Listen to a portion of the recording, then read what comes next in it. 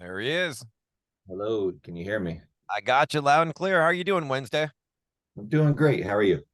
Doing fantastic. Appreciate the time and love to get to see the collection behind that I've heard you talk about for so many years. But want to get into the show and look back a little bit on some things. And dude, I guess we got to start by saying thank you. I mean, not necessarily the way I wanted it to happen, but happy that you're going to go out and be performing Murderdolls, not necessarily behind an anniversary and kind of due to the other guys doing some activity and kind of just taking ownership of this. And I imagine playing both of the albums when we get to see you live on October the 20th at the Whiskey, right?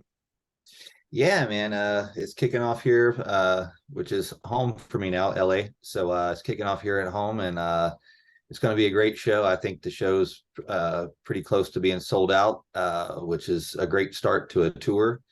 And it's going to be a fun time going back and revisiting these songs. This is 21 years of since the band was introduced to the world, and we're going to play stuff from the first and the second record and mix it up and tell stories and just celebrate the music of that band and celebrate Joey and also Ben, who passed away. And it's just going to be a good thing for if you're a fan of that. Yeah, looking forward to it and kind of curious the math on it. How much are you dividing between Murder Dolls and obviously your solo career and then first album versus the second album? How do you split all that up? Oh, I don't intend to play any Wednesday 13 solo material at all. Oh wow. This is strictly all Murder Dolls. We've picked out, I think I've picked out 27 songs for the band to learn. We start rehearsal next weekend, on Friday the 13th, Of appropriately. course. Of course. And so yeah, we're gonna see what works. But I don't intend. I wasn't intending to do any Wednesday 13th song. If we do anything, I might throw in one or two of my normal encore type songs. But I really want to do this as a Murder Dolls tribute thing. Just because these songs are songs I haven't played in a really long time. I mean, the last Murder Dolls record, we only toured on that for a year, and I love that album. I love the music on that album. I love the music on the first album, but that music is just a whole different animal to me. That's parts of my old band prior to, so you know what I mean? It's just they're two different. It's like trying to judge my children. I love both of them.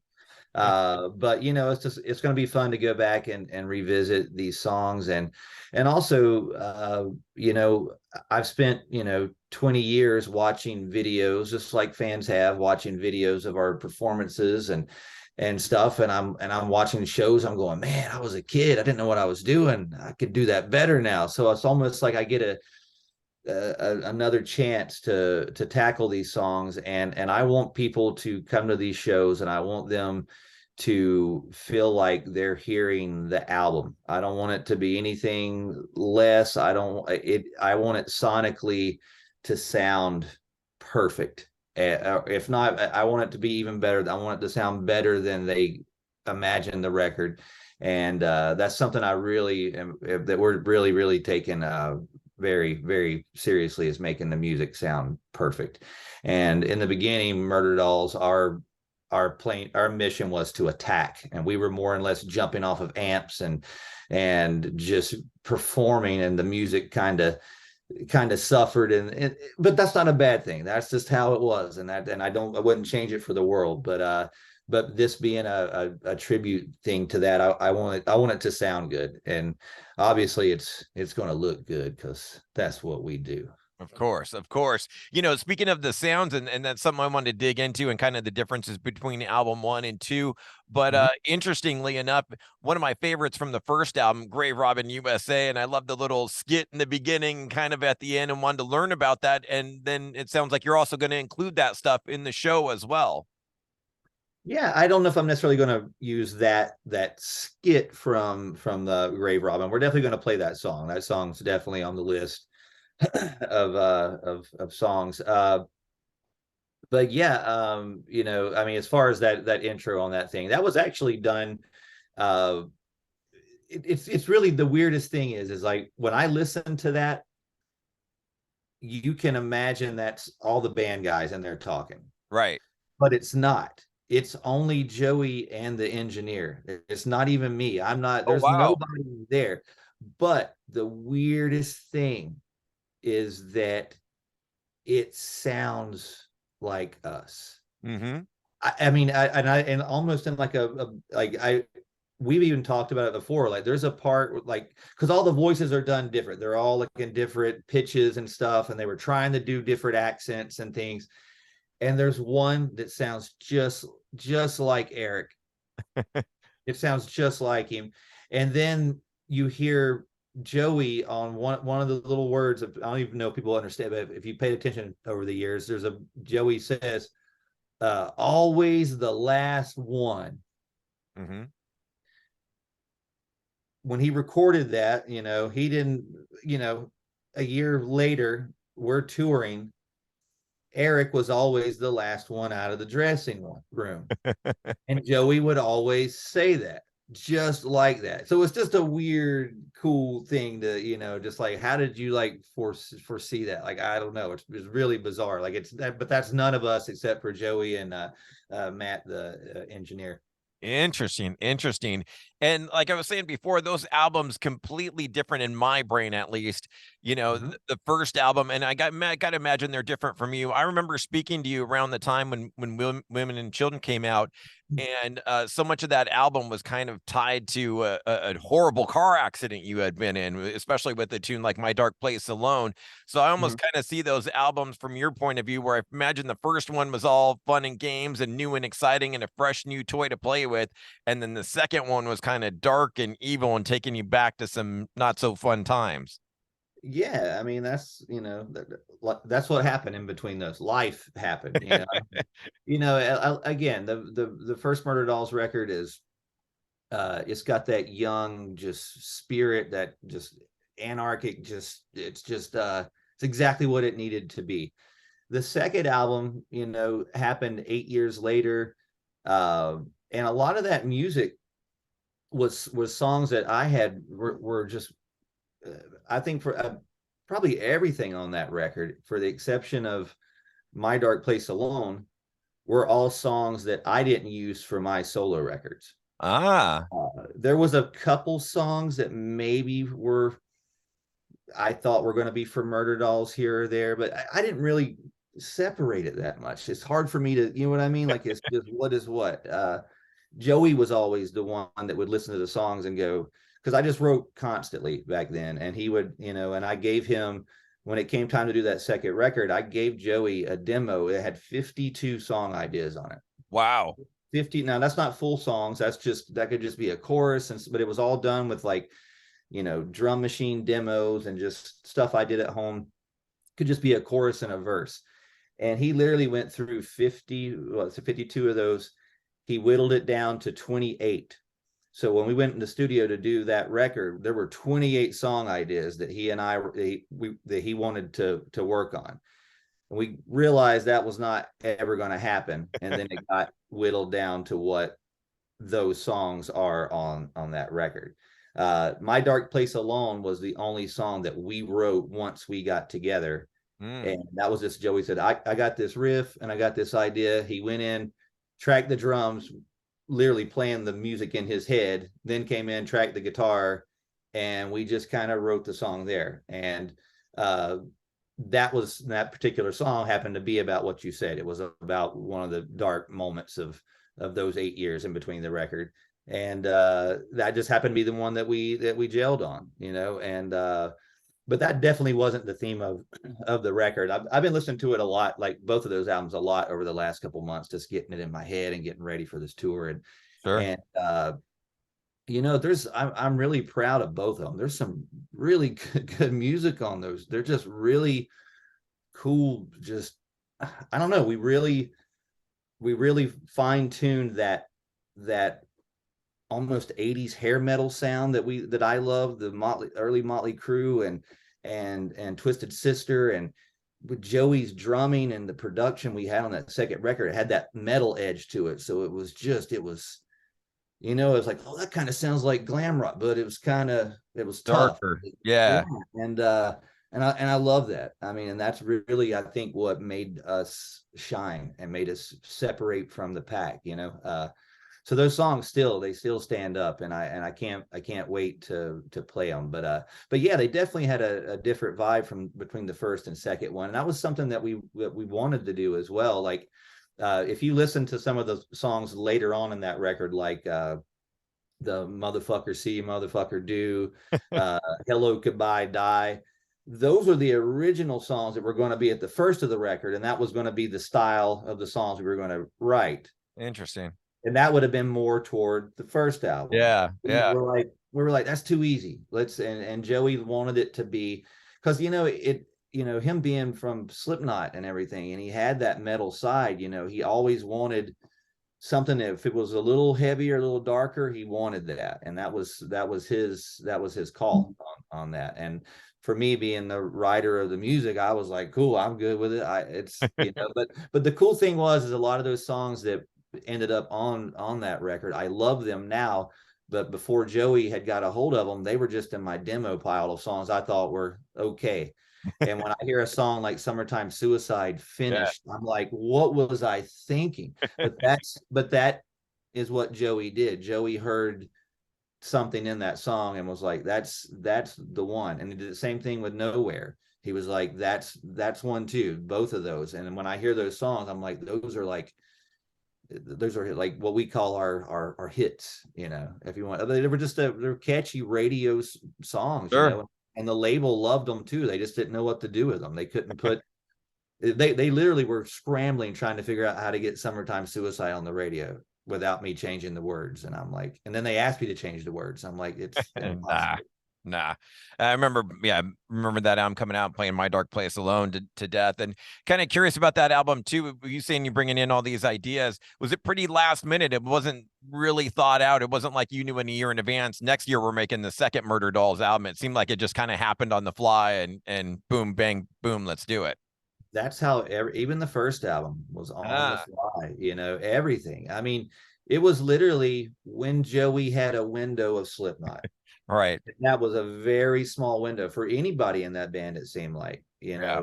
Looking back on it now, Corey doing Stone Sour too, he had this little window of opportunity, and knowing that they were just, one of the biggest bands in the world and still are to this day, they touring opportunities come up for them. So if Joey wanted to be like, oh, I want to do Murderdolls, well, what a Slipknot's, so it just, Right. he had that little small window, and that's when the first album happened. If he didn't take that chance, you would have never saw it. And the same thing happened after the fourth Slipknot record. He had that little window of opportunity, and he and I hadn't really, we just kind of talked off and on for 8 years, and all of a sudden, hey, I think I'm going to do this. And then about a month before it happens, okay, we're doing this. Fuck. All right, what do you got? So what you hear on that second album is us literally talking on the phone for about a month, him listening to those 52 demos, and us getting together and go, all right, we got 30 days to make this work. And that's what happened. And our guitarist, Ramon, who wasn't in the band at the time, I had him as part of the budget of the recording, us staying. We all stayed in one house, had a studio next to the house. And I brought my friend out, Ramon, to video everything. We're going to document the whole thing. Literally, I just wanted to find a reason to get my friend to come hang out with me. Sure. And I was like, hey, you want to video stuff? Sure, whatever. So that was like his job to hang out. But he had knew Joey before, prior to the even meeting me. He met Joey in the Ministry tour years ago, Mhm. and they were friends. So Joey and I were literally going to do this whole album ourselves and just the producer Zeus. And then my buddy Ramon's there, and we both, Joey and I both didn't realize what a talent he was and what a great guitar player he was. And I think it literally was just him picking up a guitar one day, and Joey goes, holy shit, you can play. And then he ended up playing all the guitar on the record, all the solos, all that cool stuff that gives Wow. the record its layers and everything, is Ramon. So that was a cool thing, you know, and Joey like loved it. And once we brought Ramon in, he was like, because he wanted to reassemble the band at that time. It was just he had his reasons for not wanting to work with the other guys at the time. And Hmm. I'd already played with AC and Eric and my solo band, and it didn't work out. And so I couldn't be like, hey, it didn't work out with us. So you know what I mean? So it was Again. just like, so Joey's like, I just, you know, who I gotta have some guys around, you know, who else you got? And I'm like, well, I got my buddy Jack, and then that's when Jack comes into it. That's how it literally was just we made it up on the spot. You know, we made up what we're going to look like this time. I don't know. Fucking do it. All right. We couldn't figure it out. So we just painted ourselves all black in that first video. Right. You know, like, okay, we don't know what we're doing yet. We're just covered in gunk. When all So, else fails. but you know, that made it kind of fun. It made it dangerous. We didn't know what we were doing. And then when we would do something and then they would go, wow, this is really good. We're like, really? We just fucking made that up, you know. But that was the cool thing. One of the greatest feelings was when we had the record. We were almost done with it recording. And the label had came into town, and they were in Los Angeles, and they came to the studio to check out what we had done. Mm-hmm. And they were expecting the first album. They were expecting Twist My Sister, some other nursery rhyme, motherfucker songs or whatever. And because they'd already dealt with me with my solo record too, you know, so they had their opinion already made of what they thought it was going to be. Right. And they came in the studio. We had a nice studio, and it was like 4 or 5 of them, and we knew them. They were cool people. Like, it wasn't just like record people. It was record people that we knew for years and we respected, and you know, people that had signed all the big bands. And so they're sitting there, and we're like, all right, they're just going to blow smoke up our ass because they got to. So let's see what they do. And Zeus goes, all right, you guys, cool. All right, here we go. And he hit play, and he played Nowhere. And you should have seen their look on their face. They were just like, What is this? and it was genuine. It was like, holy shit, this is really good. And I was like, and I could see it, and we were kind of like, all right. And Joey and I sat in the back of the room with sunglasses on like this. So we were trying to be like, so they couldn't see. We were trying to give no, you Right. know. And then they were like, holy shit, guys, that's like a radio song. We're like, yeah. And then what else you got? Summertime Suicide. And then that blew their mind. They were like, this is radio. This is radio. And then they were like, oh my God, you're saying suicide. You can't do that. You can't do that. What can you do to change that? And I'm like, well, if I change it, then the whole song is fucked. So they didn't really bug me. It wasn't like a twist in your arm thing, but it was just a cool reaction because I know they expected to see art, that they expected this, you know, juvenile. And Like then Adam Sleep. we came in with 2 like hit sounding songs, you know. And so that was a cool thing. And again, we just really just kind of made it up. I love hearing all that, man. That's crazy to hear about those albums, and can't wait to see it all live. Speaking of albums, I wanted to touch upon the solo career, man. I feel like Yeah, you have been on a roll lately, dude. yeah, From what condolences, necrophase, horrifier, been on yeah. a roll, man. These last 3 albums have been some of your best. And 2022 for Horrifier, so I'm imagining 24 we'll get a new solo album. Probably 25 because Ah, we're going to be touring all next year. I'm basically filling up all of next year with touring. And but we will record for sure. We will record what will be the next record. We would have to find time to do that sometime next year. Uh, so yeah, I mean, that'll be record number 10, which is crazy to think. But you know, I'm definitely going to be approaching this one a lot more clear headed. I love the last record, and I'm glad that it turned out the way that it turned out. But going into that record, I just wasn't ready to record a record. And it hmm. was the first time I ever went to record a record, and I kind of felt like I had to do something, and I Ah. did. And the first time I didn't want to record, so so I was constantly judging myself. And plus we recorded it ourselves too. So I didn't really have anybody telling me it was good other than myself or the band, you know. Right. And COVID messed with everybody's head. It definitely spun me off the tracks a bit, and I just wasn't, for the first time I just wasn't sure. First time I ever made recording where I wasn't sure if I did something good, and then it took getting reviews and fans and stuff to tell me that they really liked it. So it was just a weird time for me. So I need, so this record is going to be my Rocky 2 out of that one. I'm coming out, you know, swinging on that one because I just feel a little defeated on that one because it wasn't where what I need to be, you know, for a recording.